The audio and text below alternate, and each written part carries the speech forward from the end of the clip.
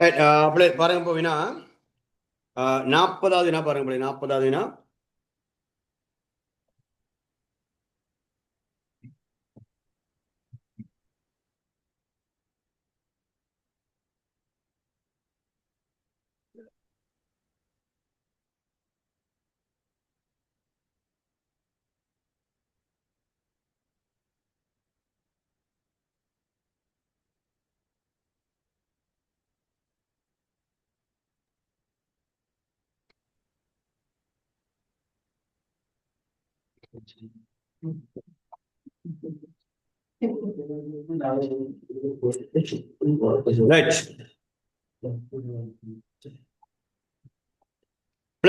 பாருங்க அப்போ 40வது வினா. பின்வரும் சந்தர்ப்பங்களில் மார்ஷல் லேனர் நிபந்தனை எப்ப பிள்ளை பூர்த்தி செய்யப்படும்? நோமல் வினா தானே பிள்ளை இருப்போம். மார்ஷல் லேனர் நிபந்தனை என்ன சொல்றாங்க பிள்ளை? 2 பேர் தனித்தனியா பாக்குறத சேர்த்து பாக்குறேன்னா பிள்ளை ஏற்றுமதிகட விலைசார் கேள்வி நிகழ்ச்சியும் இறக்குமதிகட விலைசார் கேள்வி நிகழ்ச்சியின் கூட்டுத்தொகை ஒன்றை விட அதிகமா இருக்கும் பிள்ளை. அப்ப அது எப்படி பாத்தீங்கன்னா எத்தனாவது ஆன்சர்? 2வது அப்படி 2வது. 0.8 0.6 1.4 மற்ற எதுவுமே கூட்டினாலும் 1 வரும், 1 விட குறைவா வரும், ஆனா 1 விட அதிகமா வராது. அப்ப ஆன்சர் மார்ஷல் லேனர் நிபந்தனையின்படி ஏற்றுமதிக்கான விலைசார் கேள்வி நிகழ்ச்சியும் இறக்குமதிக்கான விலைசார் கேள்வி நிகழ்ச்சியும் 1 விட அதிகமா இருக்கும் பிள்ளை.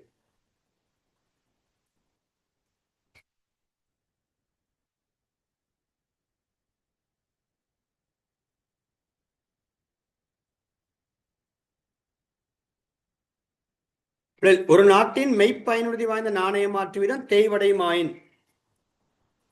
அப்ப ஒரு நாட்டின் மெய்ப்பயனுறுதி வாய்ந்த நாணய மாற்று வீதம் தேய்வடைஞ்சா இப்போ மெய்ப்பயனுறுதி வாய்ந்த நாணய மாற்று வீதம் தேய்வடைஞ்சா பிள்ளைகள் அதன் மூலம் என்ன கருதப்படும்? சரி,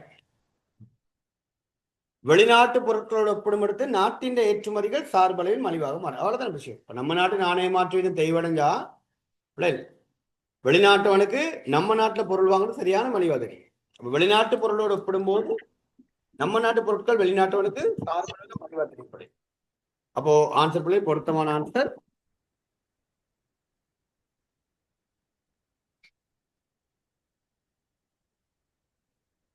வெளிநாட்டு பொருட்களோடு ஒப்பிடும்போது நம்ம நாட்டின் ஏற்றுமதிகள் வெளிநாட்டவனுக்கு சார்பளவா மாற்றம் அடைப்படும்.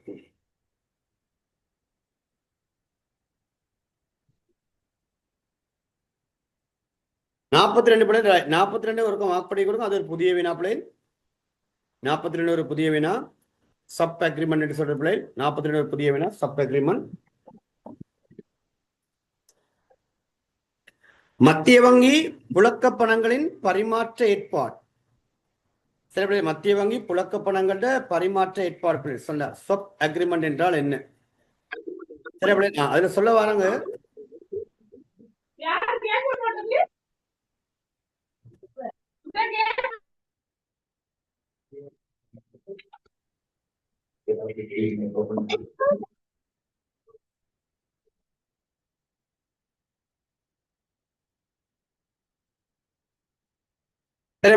அப்ப பாருங்க, மத்திய வங்கியின் புழக்க பணங்கள்ட பரிமாற்ற ஏற்பாடு நான் சொன்ன சப் அக்ரிமெண்ட் என்று சொல்ற வார விஷயம் பிள்ளைகள் நாணய மாற்று வீதத்தை உறுதிப்படுத்த அல்லது திரவத்தன்மை வழங்க நாணயங்களை பரிமாற்றிக்கொள்ள மத்திய வங்கிகளுக்கு இடையில மேற்கொள்ளப்படுற ஒரு இருபக்க உடன்படிக்கை. இதை நோட் பண்ணிக்கொள்ளுங்க. திருப்பி இந்த வருஷம் கேட்கலாம். இப்ப உதாரணத்துக்கு அமெரிக்க டாலருக்கு எதிராக இலங்கை ரூபாவோட பெருமதி உறுதியா வச்சுக்கொள்ள அமெரிக்காவுக்கும் இலங்கைக்கும் இடையில ஏற்படுத்திக்கிற ஒப்பந்தப்படை.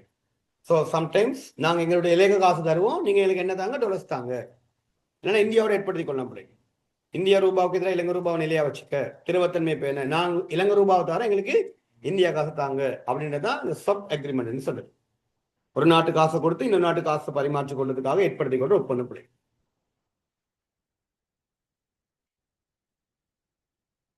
பாருங்க அடுத்து, ஒரு நாட்டின் பொருளாதார வளர்ச்சி தேக்க நிலையில இருந்தாலும் பொருளாதார வளர்ச்சி தேக்க நிலையில இருக்கு. அப்ப நாட்டின் மெய்யான உற்பத்தி வேலை வாய்ப்பெல்லாம் சரியான சிக்கல்ல சரியான மாதிரி குறைஞ்ச நிலையில இருக்கு. அதான் பொருளாதார வளர்ச்சி தேக்க நிலையில இருந்தாலும் அந்நாட்டின் மானுட அபிவிருத்தி சுற்றில ஒரு முன்னேற்றம் இருக்கான். மாநில அபிவிருத்தி சுற்றில வர 3 விஷயம் என்ன பிள்ளைகள்? கல்வி, சுகாதாரம், வாழ்க்கை தரம். அப்ப அங்கே கல்வி, சுகாதார, வாழ்க்கை தரம். அந்த வாழ்க்கை தரத்துல தானே பிள்ளைகள் கொள்வனவு சமவெளி அடிப்படையிலான தலா உற்பத்தி நம்ம பார்ப்போம். அப்ப உற்பத்தி எல்லாம் சரியான குறைவு, ஆனாலும் மனிதவள அபிவிருத்தி மிக அதிகமா இருக்கணும் பிள்ளைகள். அப்ப அதன் அர்த்தம் ஒண்ணு, அந்த நாட்டுல கல்வியின் தரம் அதிகரிச்சிருக்கணும், இல்லைன்னா அந்த நாட்டுல சுகாதாரம் அதிகரிச்சிருக்கு. சுகாதாரம் என்று சொல்றது என்ன? பிறப்பின் போது ஆயுள் எதிர்பார்க்க. பாருங்க, இப்ப இதெல்லாம் நேரடி வினா இல்ல, நீங்க யோசிக்கலாம். இப்ப மாநில அபிவிருத்தி சுற்றுக்குள்ள வாரது 3 கூறுகள் தானே, கல்வி, சுகாதாரம், வாழ்க்கை தரம். கல்வி என்பது ஞாபகம் தானே பிள்ளை? ஒரு பாடசாலையில சேர்ற ஒரு பிள்ளை ஒன்று சராசரி எத்தனை வருஷங்கள் கல்வி கற்கும்? சுகாதாரம் என்று சொல்றது என்ன பிள்ளை? பிறப்பின் போது ஆயுள் எதிர்பார்க்கை. வாழ்க்கை தரம் என்பது என்ன பிள்ளை? கொள்வனவு சமவெளி அடிப்படையிலான ஒரு நாட்டின தலா மொத்த தேசிய வருமானம். அப்ப என்ன, பொருளாதாரம் வளர்ச்சி தேக்க நிலையில இருக்கு, நாட்டுல பெருசா பொருளாதாரம் வளர்ச்சி அடையல பிள்ளை. அப்ப நாட்டின தலா உற்பத்தி அதெல்லாம் சரியான குறைவா இருக்கு, ஆனாலும் மனித அபிவிருத்தி சுற்றி ஒரு முன்னேற்றமா இருக்குன்னா அவ நிச்சயமா அந்த நாட்டில கல்வியின் தரம் முன்னேற்றம் அடைஞ்சிருக்கணும். இன்னொன்று பிள்ளை சுகாதாரம் மேம்படைஞ்சிருக்கணும். கல்வியின் தரம் பத்தி என்ன சொல்லல பிள்ளை, ஆனா சுகாதாரம் பத்தி சொல்லியிருக்கு. அதிகரித்த ஆயுள் எதிர்பார்க்க பிள்ளை ஆன்சர். அவ பிறப்பின் போதான ஆயுள் எதிர்பார்க்க அதிகரிச்சு கொண்டு போயிருக்கு. இந்த 44வது ரைட், ஓகே. அது 44 நான் முன்ன விளங்கப்படுத்தின பிள்ளை, பட் இப்போ 2-3 வருஷமா விளங்கப்படுத்திக்கிட்டு இருந்தேன். பட் பெருசா கேள்வி வராதனால அதை விட்டேன். பட் திருப்பி போட்டுக்காம பாருங்க. இது முன்ன பாஸ் பேப்பர்ல வந்துச்சு, நடுத்தர வருமான பிள்ளை. பாஸ் பேப்பர்னா பிள்ளை இது வந்துச்சு ஒரு மாடல் பேப்பர், அரசாங்கத்துல மாடல் பேப்பர்ல வந்து ஒரு விஷயம் நடுத்தர வருமான பொறி. நல்ல வடிவான விஷயம் பிள்ளை. இந்த நடுத்தர வருமான பொறின்றது நமக்கு பொருந்தும். ஒரு மாதிரி வறுமையிலிருந்து விடுபட்டு மேல வந்துருவோம். வறுமையிலிருந்து விடுபட்டு மேல வந்துருவோம். வறுமையிலிருந்து விடுபட்டு மேல வந்தோடனே ஒரு நடுத்தர வாழ்க்கை வாழ்வோம் பாருங்க. அதுதான் நடுத்தர வருமான பொறி. அதுல இருந்து அடுத்த கட்டம் அந்த உயர்ந்த செல்வந்த என்ற இடத்துக்கு போக மாட்டோம். அதிலே தங்கியிருப்பு பிள்ளை. என்னடா செய்யுது, ஒரு வாகனம் வாங்குமா வேணாமா, வாங்கினா கட்டையமா பின்னாடி கட்டையிடாது, அப்படி யோசிச்சுட்டே கிடப்போம் பாருங்க. அப்படி இருக்க நிலை தான் இந்த நடுத்தர வருமான பொறி. இது ஒரு நாட்டுக்கும் பொருந்து பிள்ளை. ஒரு நாடும் நடுத்தர வருமான மட்டத்திலிருந்து உயர் வருமான மட்டத்தை நோக்கி போகைக்கு அந்த நடுத்தர வருமானத்திலேயே தங்கி இருக்கிற நிலையை தான் சொல்லுவாங்க நடுத்தர வருமான பொறி. பொறினா பொறி வச்சு பிடிக்கிறது, அந்த கான்செப்ட்.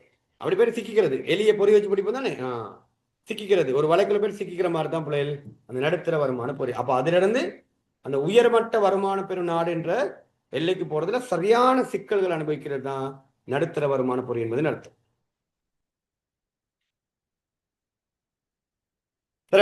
அப்ப பொருத்தமான ஆன்சர் பாத்தீங்கன்னா, ஒரு நாடு நடுத்தர வருமான மட்டத்தை அடைந்த பின்னர் உயர் வருமான மட்டத்தை அடைய முடியாமல் வளர்ச்சி அடைய போராடுற நிலப்படை. நல்ல ஒரு வினா. ஓகே, நோட் பண்ணி கொடுங்க. சரி, பாருங்க. அடுத்து பின்வரும் அட்டவணை 2 காலப்பகுதிக்கான ஒரு நாட்டின் தெரிவு செய்யப்பட்ட சில சமூக பொருளாதார தரவுகளை காட்டுது பிள்ளை. 2010ஆம் ஆண்டு 2020ஆம் ஆண்டு பிள்ளை உங்களுக்கு தந்திருக்கு பாருங்க. பேரளவு மொத்த உள்நாட்டு உற்பத்தி. நான் சொல்லியிருக்கேன் எப்பவுமே பேரளவு உற்பத்தி என்றா நடப்பு சந்தை வெளியில உற்பத்தி பிள்ளை. பணவீக்கம் சீராக்கப்படாது. எழுத்தறிவு மட்டம் கூடியிருக்கு பிள்ளை. 1000 பேருக்கான மரண வீதம் குறைஞ்சிருக்கு. பொதுவில மட்டமும் கூடியிருக்கு பிள்ளை. சரி, இப்ப நீங்க முதல்ல மெய் மொத்த உள்நாட்டு உற்பத்தி பார்க்கணும், பெயரளவு ஜிடிபி வளர்ச்சி வீதமும் பொதுவில மட்ட வளர்ச்சி வீதமும். இது ரெண்டையும் வச்சுக்கொண்டுதான் நீங்க என்ன பார்க்கணும், மெய் ஜிடிபி வளர்ச்சி வீதம். அப்ப 75 இருந்த மெய் ஜிடிபி 120 போயிருக்கா. அப்ப கிட்டத்தட்ட எவ்வளவு கூடி இருக்கு? அப்ப 75ல இருந்து 120னா கிட்டத்தட்ட 45 கூடி இருக்குன்னா. அப்ப 75க்கு 45 என்பது 75க்கு 45 என்பது பிள்ளைகள் எவ்வளவு கூடி இருக்கு? கிட்டத்தட்ட 50 வீதத்துக்கும் மேல கூட இருக்கடா. 75க்கு 45 பாருங்க. 45 75ஆல பிரிச்சு நினைக்கிறேன் 5ல 3 என்ன பிள்ளை 60 வீதம் கூடும். சரியா பாருங்க, 60 வீதம் கூடி இருக்கான்னு பாருங்க.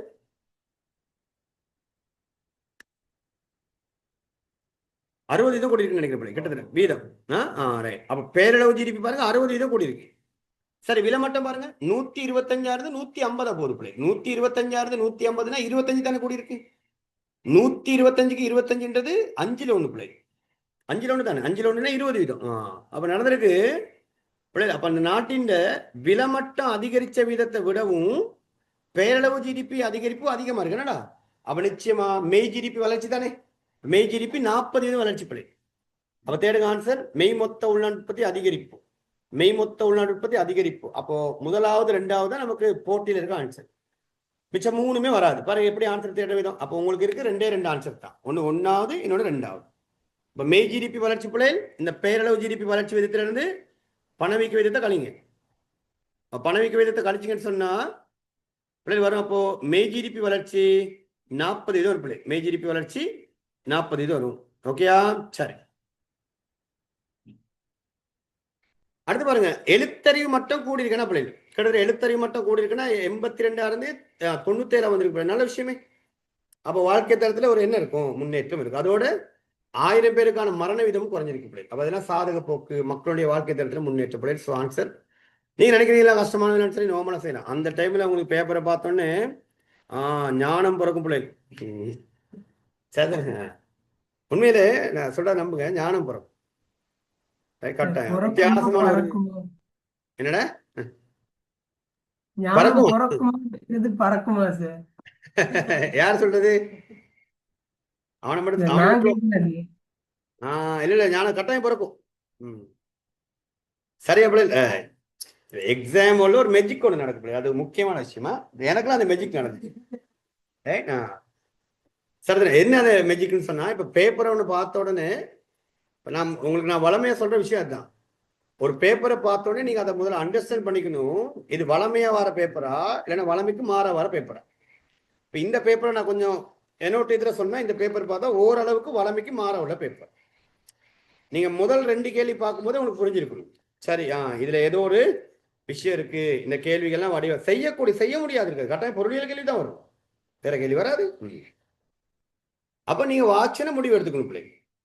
சரி, இப்ப முதல் கேள்வியே ஒரு ஒன் வேர்டு ஆன்சர், ஒரு ஒன் வேர்டு ஆன்சர் நார்மலா வருதுன்னா ரைட், ஓகே. அப்ப அந்த பட்டன்ல தான் அடுத்து வரும். அப்ப இந்த பேப்பரை பார்த்தோன்னா உங்களுக்கு புரிஞ்சுக்கணும், முதல் 2 கேள்வி வாசிக்கும் போது ரைட், ஓகே, பேப்பர் கொஞ்சம் ஸ்டாண்டர்ட் ஆனது, கொஞ்சம் குவாலிட்டியான பேப்பர்ஸ். அப்போ நம்ம அறிவு மட்டத்தை கொஞ்சம் என்ன செய்யணும், மேல வச்சு. நமக்கு எவ்வளவு அறிவு இருந்தாலும் பிரச்சனை இல்லை, எனக்கு இந்த கேள்வியெல்லாம் செய்ய முடியும்னு சொல்லி நினைச்சுக்கிட்டு நீங்க அதுக்கு என்ன பதில் கொடுங்க, உண்மையிலே சக்சஸா போகலாம். ரைட்? 2013 என்னுடைய எக்கனாமிக்ஸ் பேப்பர் எடுத்து பார்த்தா சரி, 2013 வரைக்கும் 2011 12 நோவலா செய்யலாம் பேப்பர். ஆனா 13 கொஞ்சம் வித்தியாசமா இருந்துச்சு. அப்ப நான் எடுத்த முடிவு அதுதான். ரைட்? அப்ப அண்டைய நாள் 1 மணில இருந்து 2 மணி வரைக்கும் பெரிய ஒரு சம்பவம் நடக்கும். அப்ப அந்த டைமுக்குள்ள நீங்க எவ்வளவு மைண்டை ஃப்ரீயா வச்சுக்கிட்டு இந்த முழு போக்கஸையும் பேப்பர்ல செலுத்துறீங்களோ சரியா பிள்ளை ஆன்சர் எடுத்துட்டு போகக்கூடியதா இருக்கும். சரி, கொஞ்சம் அட்வான்ஸா யோசிச்சு பழங்க, அவ்வளவுதான் விஷயம். சரி பிள்ளை வாங்க அடுத்து. மூப்படைந்தோர் தங்கி இருத்தல் விகிதம். இப்போ உங்களுக்கு விளங்குமே மூப்படைந்தோர்னா என்ன பிள்ளை? மூப்படைந்தோர்னா சரி நாங்கள் அப்படி ஒன்று படிக்கலையே, நாம சொல்லுவோம் மூப்படைந்தோர் யாரு பிள்ளை? என்ன வயது வந்தவர்களே மூப்படைந்தோர் யாருன்னு வயசு போனவங்க. நான் சொல்லுவேன் பெருசுன்னு சொல்லி பாருங்க, அதான் அர்த்தம். மூப்படைந்தோர்னா என்ன பிள்ளை? தங்கி வாழ்வதில் யார் பிள்ளை? வயது முதிர்ந்தோர் என்ன பிள்ளை? முதியவர்கள், அவங்க தான் சொல்லியிருக்காங்க. தங்கியிருப்போர் வீதம். மூப்படைந்தோர் தங்கியிருப்போர் வீதம் எப்படி காட்டுவோம்? நாங்கள் 2 விஷயம் இருக்கு பாருங்க, நான் 2மே எனக்கு கொடுத்துருக்காங்க ஆன்சர்ல. ஒன்று தொழில் புரியும் வயது குடித்தொகைக்கும் 60 வயதுக்கு மேற்பட்ட நபர்களுக்கும் இடையிலான விகிதம். அப்போ முதலாவது எடுத்துக்கலாம். மத்திய வங்கி ரிப்போர்ட்ல பாத்தீங்கன்னா முதலாவது ஆன்சர் இருக்கு. பட் உங்களுடைய கைட் புக்ல பாத்தீங்கன்னா 15 தொடக்கம் 59 வயதுக்கு உட்பட்ட குடித்தொகைக்கும் 60 வயதும் அதற்கு மேற்பட்டு தான் கொடுத்துருக்காங்க. அப்ப நம்ம 2 ஆன்சரையும் மார்க்கிங் கொடுத்துருக்காங்க. அதனால உங்களுக்கு இஷ்யூ இல்லை, நீங்க முதலாவது மார்க் பண்ணினாலும் சரி, 3வது மார்க் பண்ணினாலும் சரி பிள்ளை பொருத்தமான ஆன்சர். ரைட், சமன்பாடு தெளிவா இருக்கணும். வேலை செய்யும் வயது சனத்தொகைக்கு மேலதான் பிள்ளைகள் முதிய சனத்தொகை போடும். அதான் முதியோர் தங்கியிருத்தல் வீதம். வேலை செய்யும் வயது சனத்தொகைக்கு மேலதான் சிறுவர் தங்கியிருப்போர் போடணும், 14 வயதுக்கு உட்பட. அதான் சிறுவோர் தங்கி வாழ்வோர் வீதம். அப்போ தங்கி வாழ்வோர் வீதம் பொதுவா கேட்டா வேலை செய்யும் வயது சனத்தொகையின் மேல் சிறுவர் தங்கி வாழ்வோர், முதியோர் தங்கி வாழ்வோர் 2 பேரையும் கூட்டி எடுங்க. ரைட், வாங்க அடுத்து. வினாலக்க 47 பிள்ளை. பின்வரும் நாடுகளுள் எது பெரும்பாலும் உயர்ந்த கினி குணகத்தை கொண்டிருக்கும்? அப்ப உயர்ந்த கினி குணகத்தை கொண்டிருக்கும் பெரும்பாலும் எது பிள்ளை? அப்ப கினி குணகம் உயர்வா இருக்குன்னா அந்த நாட்டுல வருமான ஏற்றத்தாழ்வும் மிக மிக மிக அதிகமா இருக்குன்னா பிள்ளை அதானே? சொல்லுங்க. இப்போ நீங்க பொதுவா தேடுறீங்கன்னா பிள்ளை சொல்லுங்க பாப்போம், எத்தனை ஆகுதுன்னா 5ஆவதுனா பிள்ளை பாரியளவு முறை சாராத துறையினையும் இழிவளவு சமூக பாதுகாப்பு வலைப்பின் என்ன பிள்ளை. அப்போ அந்த நாட்டில் பார்த்தீங்கன்னா மாற்றல் கொடுப்பனவுகள் அதெல்லாம் ஒன்றும் கிடையாது பிள்ளை. இப்போ நம்ம நாட்டிலாம் கினி குணக்கமெல்லாம் ஓரளவுக்கு ஜாஸ்தியாக இருந்ததுக்கான காரணம் நம்ம நாட்டில் இந்த போதை பொருள் கடத்தல் என்ன பிள்ளை பார்க்குறீங்க தானே. இப்போ அதெல்லாம் ஒழிச்சுக்கிட்டு வராங்க, லஞ்ச ஊழல் ஒழிச்சிட்டு வராங்க. அப்போ அந்த வருமான பங்குலாம் ஓரளவுக்கு இப்போ ஏற்றத்தாழ்வு நியாயத்துவம் தோண்டிக்கிட்டு வருது பிள்ளை.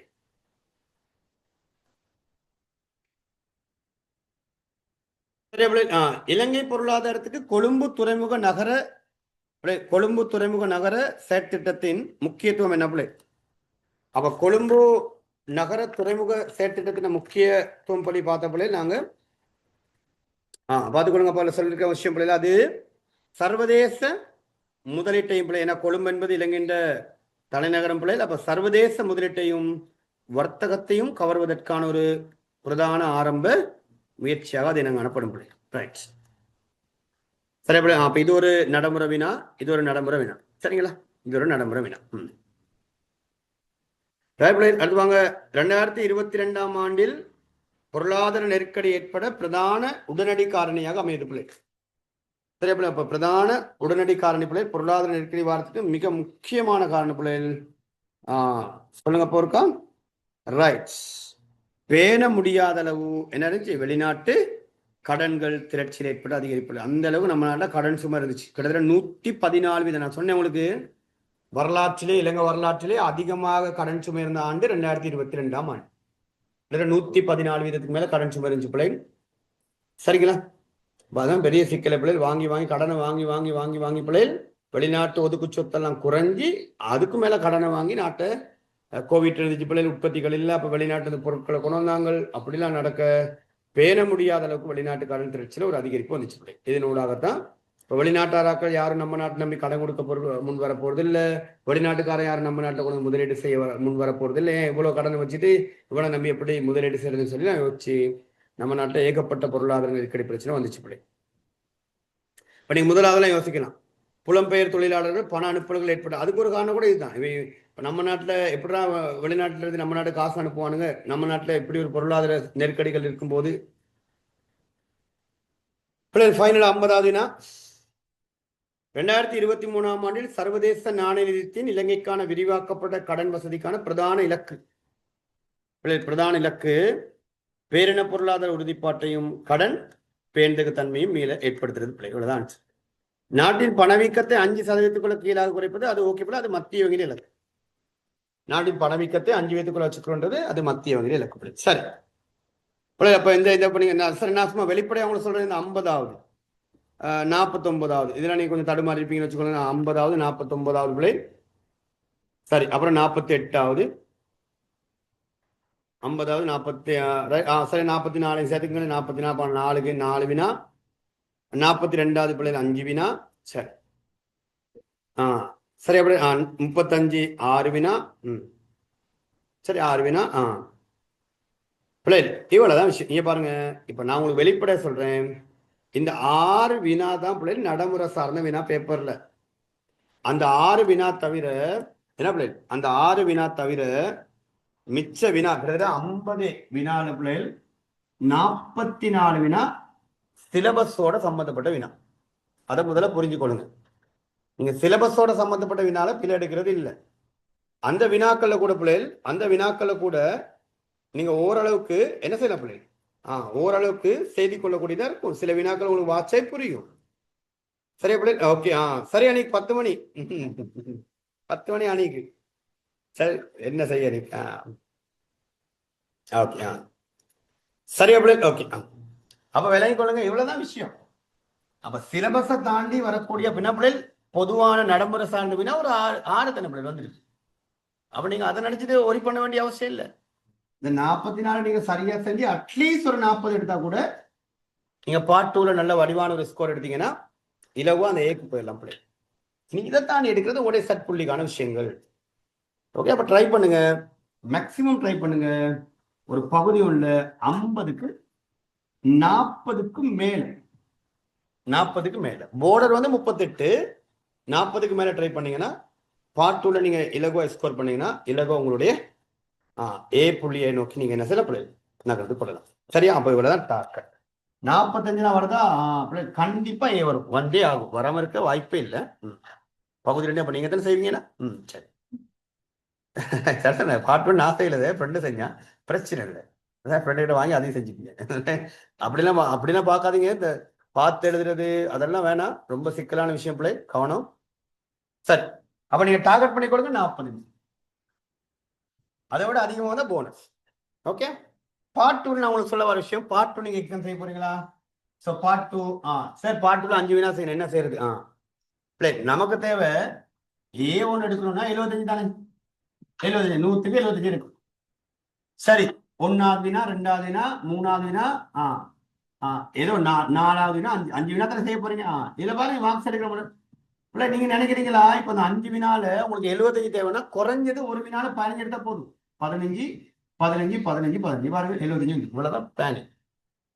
ஒரு வினால 15 மார்க்ஸ் இருக்கிற சிக்கல் இல்லையா? ஒரு கேள்வி நீங்க செய்யாவிட்டா கூட உங்களுக்கு 15 வரும். சார் இப்ப உண்மையிலே இப்ப சில கேள்விகள்லாம் இப்ப நீங்க 2ஆம் பாட கேள்வியெல்லாம் நல்லா செஞ்சீங்கன்னா 15 20க்கு 20 எடுத்துக்கலாம். மினிமம் 15 எடுத்தா போதும். சரி சார், நான் முதலாம் ஒரு கேள்வி செஞ்சிருக்கேன், அதுல எனக்கு 18 வருது, நல்ல விஷயம். அடுத்த கேள்வி எனக்கு 20க்கு 20 வர மாதிரி இருக்கு, சரி டவுட் சந்தேகம், சரி அதுல ஒரு 18 போட்டுக்குங்க. இன்னொரு கேள்வி சரிங்க, அதுல 15 16 தான் வர மாதிரி, போட்டுங்க 16. சார் 4வது செஞ்சு ஆனா திருப்தி இல்லை, சரி 14 தான் வரும் எனக்கு. சரி அடுத்த செஞ்சு அடுத்த ஒரு 17 மாதிரி வருவாய். நீங்க எல்லாம் கூட்டி பாருங்க 75 தாண்டி தான் நிற்கும். இவ்வளவுதான் விஷயம். அப்போ இந்த மாதிரி ஒரு மைண்ட் செட்ல நீங்க பரீட்சை பேப்பர் செய்யுங்க. சரிதானடா? எப்பவுமே ரைட். அப்ப பாசிட்டிவா திங்க் பண்ணீங்கன்னு சொன்னா அதுக்கான பேரும் பாசிட்டிவா வந்து சேரும் பிள்ளை. இவ்வளவுதான் விஷயம். ஓகே தானே பிள்ளை? சரி, அப்ப நாம கிட்டத்தட்ட 200 250 எம்சிக்கு வரைக்கும் பார்த்துருக்கோம் இந்த ஒரு 3-4 நாள்ல பிள்ளை. சரி, அப்ப நாளைக்கு உங்களுக்கான நாள். படிக்க வேண்டியாக்கள் படிங்க, ரெஸ்ட் எடுக்க வேண்டியாக்கள் ரெஸ்ட் எடுங்க. ஸோ அதெல்லாம் நீங்க முடிவு பண்ணுங்க. நாளைக்கு நான் இங்க இருக்க மாட்டேன், நான் கொஞ்சம் வெளியில போயிருப்பேன். அதனால என்ன ஃபோன் பெரும்பாலும் நாளைக்கு கொஞ்சம் ட்ராவல் பண்ணிக்கிட்டு இருப்ப ஃபோன் இருக்கும் கையில. அப்படி நீங்க டவுட்ஸுக்கெல்லாம் போட்டு வைங்க, நான் எல்லாம் சேர்த்து உங்களுக்கு டவுட்டுகளை கிளியர் பண்ணி விடுறேன். என்ன பிள்ளை? சரி சரி பிள்ளை, ரைட். ஸோ முடிஞ்ச வரைக்கும் நம்மளால முடிஞ்ச வரைக்கும் வேலை செஞ்சுட்டு இருக்கோம் பிள்ளை. ஓகேயா? ஸோ நமக்கு படிப்புகள் எந்த வித மன வருத்தமும் இல்லை. நம்ம பாட்டுக்கு செய்வோம். இன்னும் அக்கௌண்ட்ஸே நம்ம வேலை இருக்கு நமக்கு. ஓகே, ஸோ குட் நைட் பிள்ளை. சந்திப்போம் நம்ம நாளைக்கு சந்திப்பு. சரி, ஓகே. Thank you, sir.